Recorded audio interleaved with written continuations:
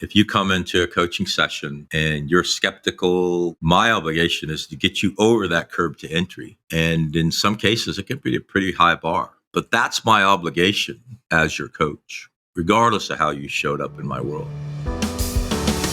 You're listening to the Building a Coaching Culture podcast. If you need to compete and win in the 21st century labor market as an employer of choice, this podcast is for you. Each week, we share leadership development, coaching, and culture development insights from leading experts who are developing world-class cultures in their own organizations. And now, here's your host, J.R. Flatter.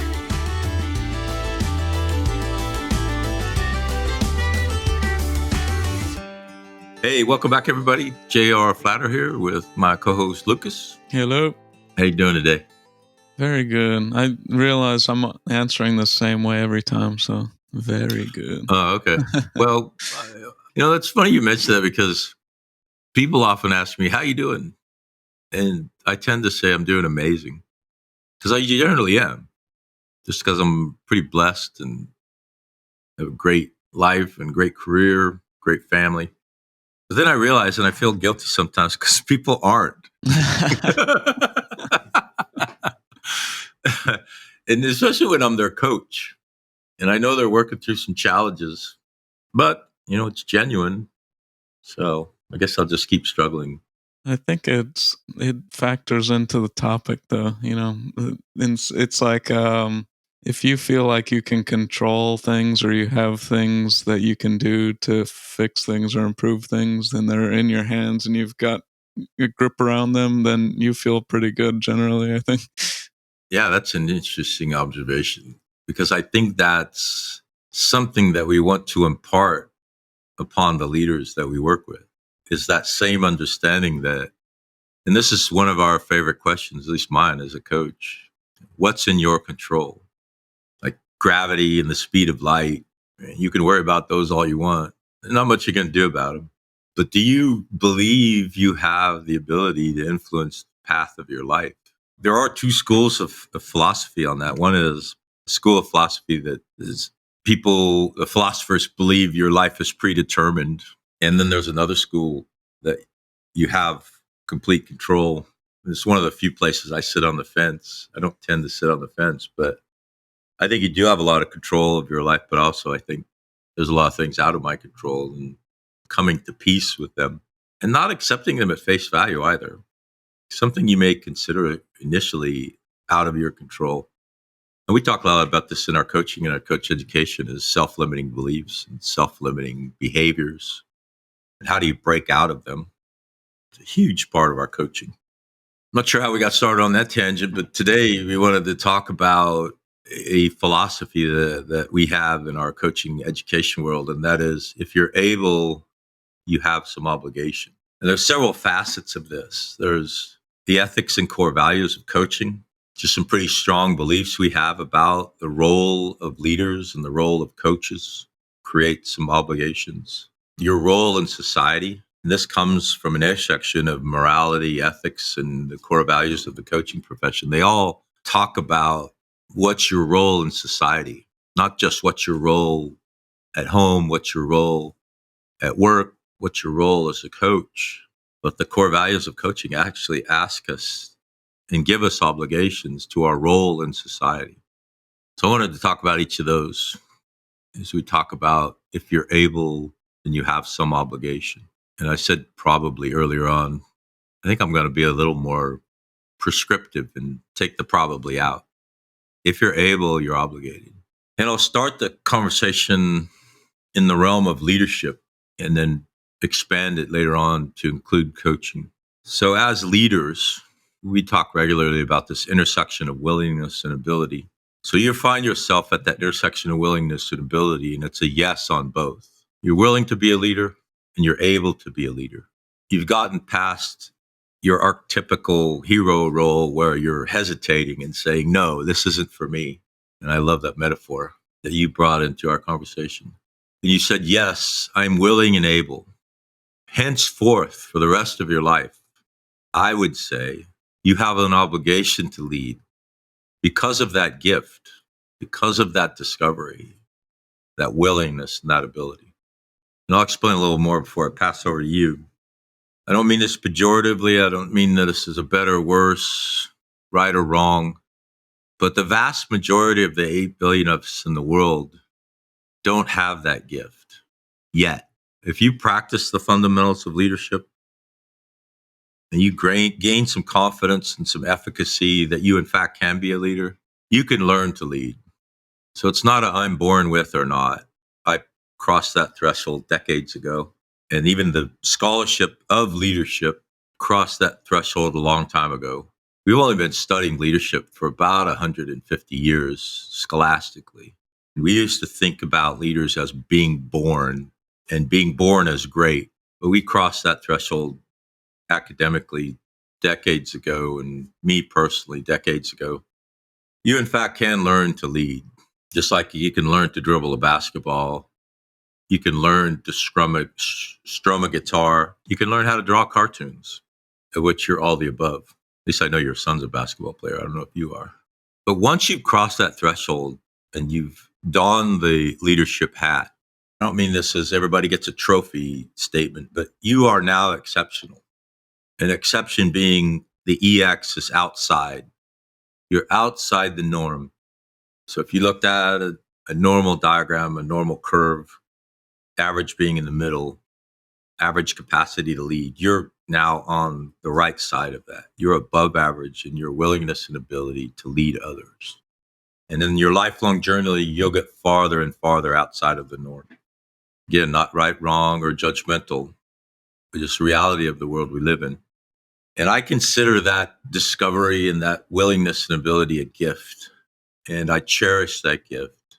And that gift comes with obligations to turn around and help those that don't have that gift. Yeah, and I guess the thing that comes to mind first up is like just examples of, what happens if you don't take control, and when you're able, you don't behave as if you're obligated. Like, a simple, silly example, like, there's a bunch of dishes in the sink. You see them, it's a problem. If you don't, take care of it, is your wife going to have to take care of it? Is it going to get worse and smelly, and then you're going to have to do it tomorrow, but it's twice as hard because everything's caked on there? So you're either kicking it down the road where it's worse for yourself to have to do it in the future, or you're putting the responsibility on somebody else that maybe it wasn't supposed to be on, Mm-hmm.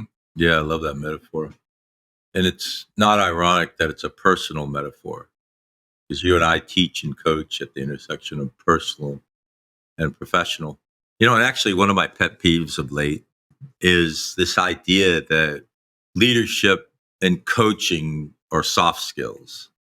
They are so absolutely necessary in the 21st century. I'm doing my absolute best to push that out of common language.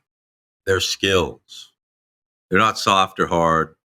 And you and I talk about the technical, cognitive, and emotional continuum. Emotional intelligence is an imperative in the 21st century. So a few sessions ago, we talked about self and self-efficacy. Part of my self-efficacy as a coach and a leadership developer is pushing this idea out of my mind that my contributions are somehow less worthy because they're not technical or cognitive. They're emotional intelligence based. So let's bring it into the coaching realm. If you are able, you're obligated. So you've learned the fundamentals of coaching. You're probably a leadership in some capacity, almost certainly a leader in some capacity, because the two are so intertwined. At a minimum, you're a leader within the coaching world, and you're helping others discover and grow. And for me, that's a central component of leadership, turning around and developing others that are coming after me, even alongside of me. And if you're thinking in a hierarchical organization chart above me, so I guess it's a 360 obligation to develop others as a leader. And now I've added coach into my basket of knowledge, skills, abilities, and experiences. I have an obligation to coach. And one of the things you and I talk about, and this goes back to the obligation piece, everyone wants, needs, and deserves your leadership. Well, concurrently, everyone wants, needs, and deserves your coaching. And will you remain vigilant in your willingness and ability to provide them coaching? It doesn't have to be formal relationships. It can be, and often is, as your style of leadership. So you and I coach in sponsored environments a lot. And so I suspect we get more unconvinced skeptics than if we were coaching in a B2C world, in a coach to consumer world, where everyone comes to you readily. And I've had this conversation with my coach who has a very specific niche, and everyone who comes to them is a volunteer and is enthusiastic and eager. Well, that isn't exactly the case in a sponsored environment. One of the statistics I've stumbled across recently is that as high as 85% of all human beings will resist change, irrespective of the validity, the necessity, the change. It's just a human instinct. And so I put that same brush on people who show up in our coaching practices that are sponsored. I expect more than 80% of them to be initially skeptical. And I feel a very strong obligation to them, however they showed up, voluntarily and enthusiastic or involuntarily and skeptical. I feel a very strong obligation to help them grow, to help them discover, to help them get over the threshold. In economics, we call it the curb to entry. If you come into a coaching session and you're skeptical, unenthusiastic, or combative, even not physically combative, but verbally combative, emotionally combative, mentally combative, my obligation is to get you over that curb to entry. And in some cases, it can be a pretty high bar. But that's my obligation as your coach, regardless of how you showed up in my world. What do you think as you look at your own coaching practice?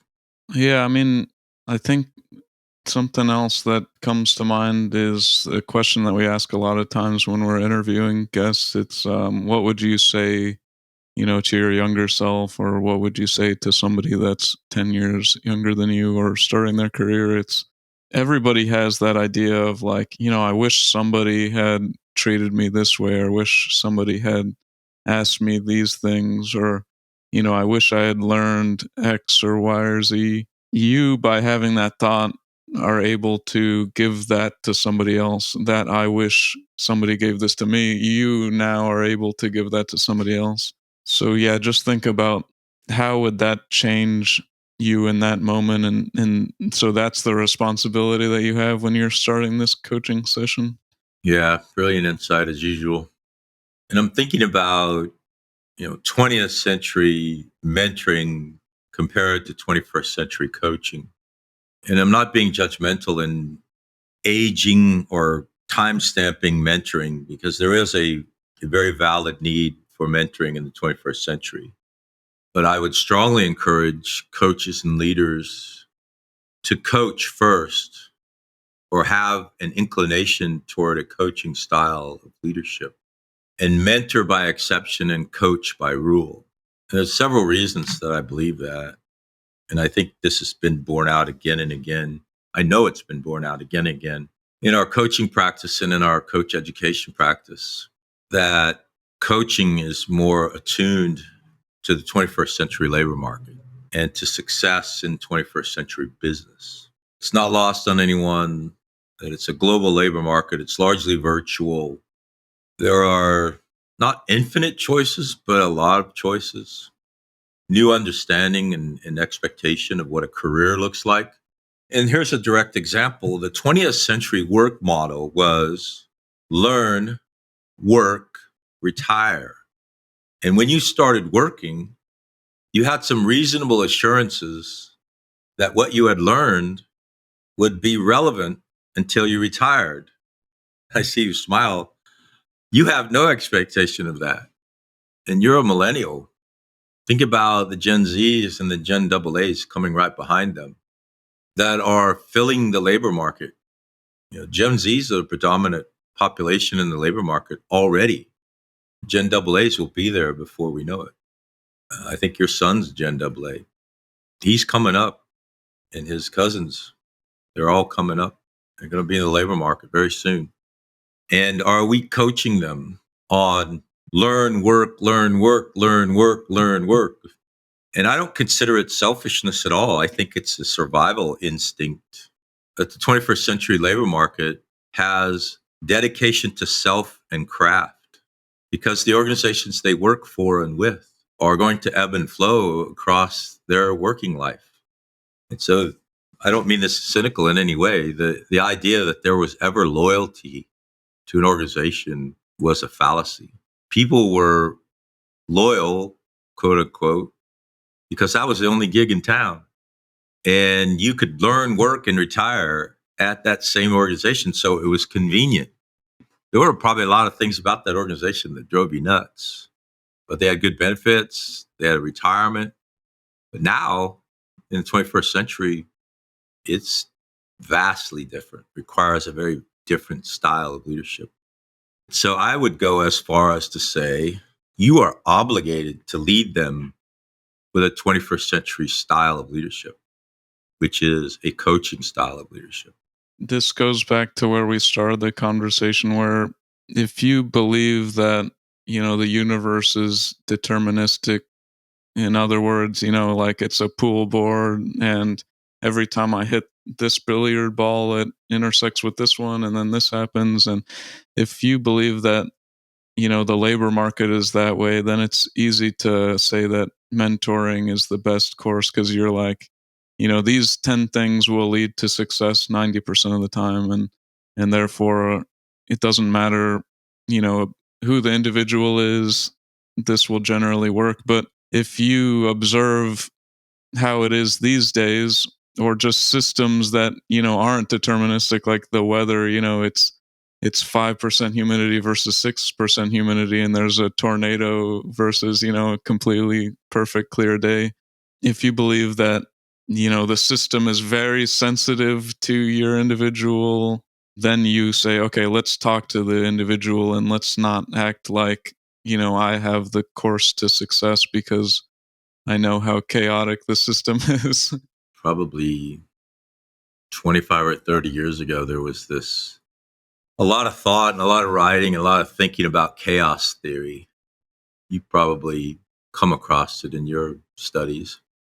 And the idea was, the world is in chaos. And we talk about entropy all the time. Leaders and coaches help control entropy, which is the scientific principle that the world's falling apart around us all the time. And if you have the ability to control that entropy, I would say you have an obligation to control that entropy. And behaving as if there weren't chaos is falling short of your obligations, which, I think, especially as a boomer, I'm an analog. I grew up in an analog world with centralized command and control, largely a learn, work, retire world.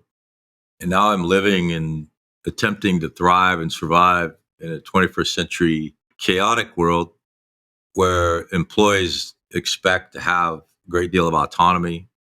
They expect, whether they desire to or not, to learn, work, learn, work, learn, work, maybe retire, maybe not, maybe work because they can and want to.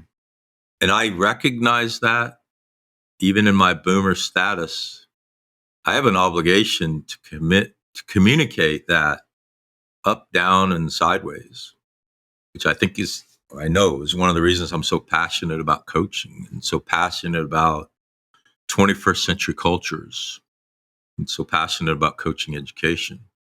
Is I'm not clairvoyant, but I can see 30 years into the future and how different it's going to be.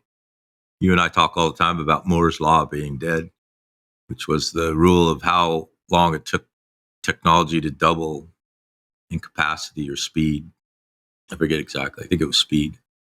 That's dead and gone. It's measured in minutes and days, not years. And so your peers and everyone younger than you, I have an obligation to build a culture that welcomes and encourages them rather than tolerates them. Hopefully, we've done that here in our own company. I'll leave it to you and others to decide. I know we're helping the leaders that we work with develop those cultures in their organizations. I also think about that, like, born leader versus, a leader that develops. And lots of times, like, say you hire somebody to be the CEO, you say, here's your position, here's all of your levers of control that we expect you to use to, find success. Maybe if you're a developing leader, nobody's said, here are your levers of control, here's what you need to do to be more successful. And maybe they change every single day, So this person with this particular position of power, it might be more explicit, but the person that has less power on paper still has all of these abilities to change things, but they're just not obvious. So I think as a coach, you are trying to see more of these possibilities for change. And if you're being coached, hopefully, you're identifying more things in your life that you do have control over. Yeah, brilliant insight as usual. I think you're touching on a topic for another day, and that is this harmonic dissonance. In music, two notes clash, but they sound pleasant to the ear. And that is the intergenerational clashes. So the 20th century model was, if you had time on the job, you were probably more valuable and could contribute greater than someone who had been there less time. And so your abilities were measured by your tenure. Well, that's kind of not entirely gone away. There's a great opportunity for harmonic dissonance here. I'm experiencing that this afternoon. There's something wrong with my computer in my home office. I don't know how to fix it. And a millennial is going to come to my house and help me fix it. And I have every expectation. He is infinitely more qualified than I am, even though I've been using computers since 1987. I'm very willing to let someone with a lot less tenure come in and fix my computer.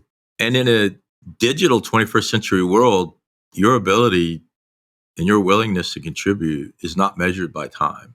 Now, I say harmonic dissonance because when I look at Shakespeare's 7 acts of life, me being in the 5th act, and you in your 3rd or 4th act, and my grandchildren in their 2nd and 3rd acts, we're all at different places in life and maturation, experiences, school of hard knocks.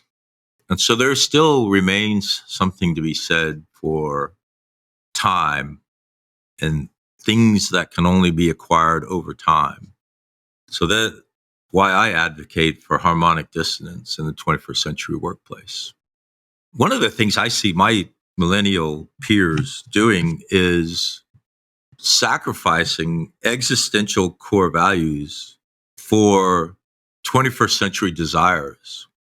So just like I say that we have no control over the speed of light or the force of gravity, there are existential things in every organization, irrespective of its mission and vision, that we must agree on if we're going to work together. So when I look at this harmonic dissonance, that's part of it. Part of it is not always compromise. And part of it is having the willingness and ability and the obligation to say, this is existential. We can't compromise on this. Now, everything else, the way you wear your hair, the way you talk, the way you dress, we can have conversations about all those things, but there's probably 2 or 3 things that we must absolutely agree on. In a for-profit business, revenue has to exceed expense. In a nonprofit business, the services have to be valuable to our constituents. In a government organization, are we serving the taxpayers and the entity that we're serving? So there are those existential non-negotiables, but both sides of the discussion have to agree on them, or we simply can't work together. And so my closing is going to be on the core competencies and what obligations they give us, and the ethics and what obligations they give us. It's going to be a bit academic here at the end, but I think it's valuable nonetheless. So You and I, as we've said many times over, subscribe to the International Coaching Federation. And so there are 8 competencies. And if you look at the markers by which you demonstrate those 8 competencies, 40 something markers. But the very first competency is demonstrating an ethical practice. Ethics belongs to the organization. So are you following the ethics of the organization you work for and the ethics of coaching? That's competency 1 in the coaching world, and you are obligated to follow that. Staying in a coaching mindset, being curious, but curious on behalf of the leader I'm coaching, flexible, open-minded. Those are all part of a coaching mindset. You have an obligation. Establishing and maintaining agreements. Part of that agreement is if I'm coaching, you're in the driver's seat and I'm in the passenger seat.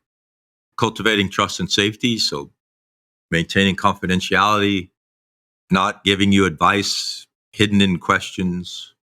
I've decided this is an opportunity to coach, and so I will build trust and safety towards coaching. Maintaining presence. I'm going to be here. I'm not multitasking on you. I'm not looking at my phone. I am checking the clock because time's usually not our friend.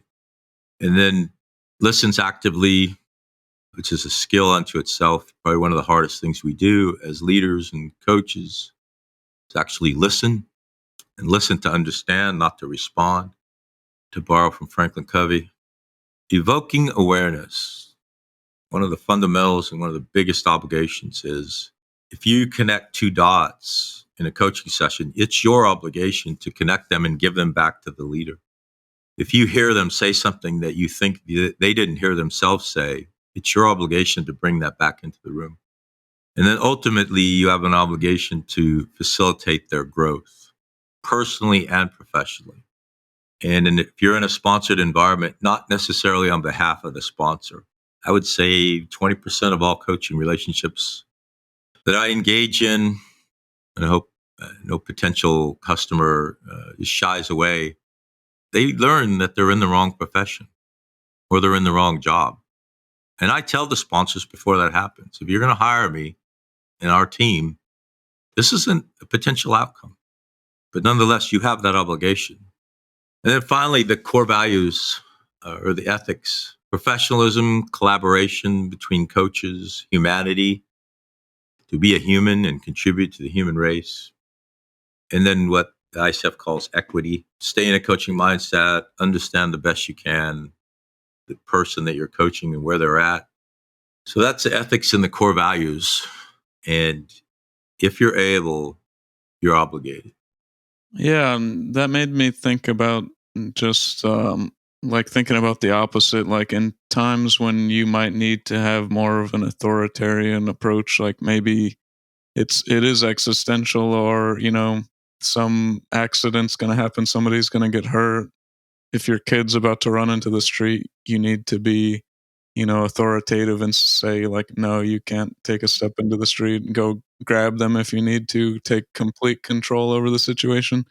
But if you're teaching anything else, if you're inside, everybody's safe, then you're obligated to take the person's feelings into account, to respect the individual, make it a more comfortable environment, that psychological safety, everything.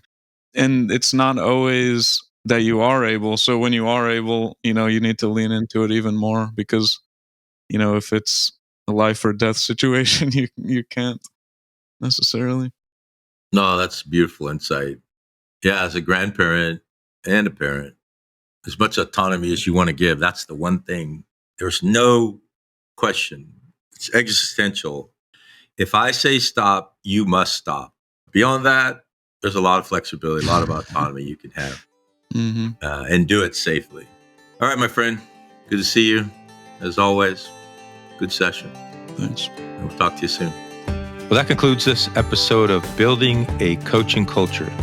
I truly hope that this episode was helpful to you. If it was, be sure to follow us wherever you listen to podcasts. Maybe stop and give us a rating or a review, and share this podcast with someone who might find it helpful as well. Thanks again, and we'll see you next time.